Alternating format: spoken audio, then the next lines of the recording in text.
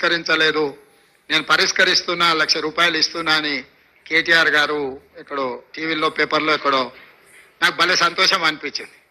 నీ 1,00,000 కోట్లలో 1,00,000 రూపాయలన్నా నీ మెడలు వంచి పేదలకు వంచిపించిన ప్రజావాణి విజయవంతమైనట్టే కదా.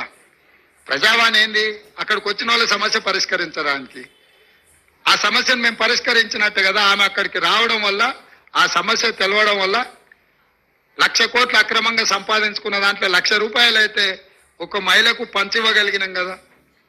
కాబట్టి మా ప్రజావాణి కార్యక్రమం విజయవంతం అవ్వడం మొదలుపెట్టింది. భవిష్యత్తులో కూడా ఈ కార్యక్రమాన్ని ముందుకు తీసుకెళ్తాం. ప్రారంభంలో చిన్న చిన్న అంశాలు ఏమన్నా ఉన్నా మీడియా మిత్రులందరూ కూడా ఇది మీ బాధ్యతగా భావించి దాన్ని బాగా ముందుకు తీసుకెళ్లడానికి సహకరించాల్సిందిగా కోరుకుంటూ, ఇంకా 99,999 కోట్ల రూపాయలు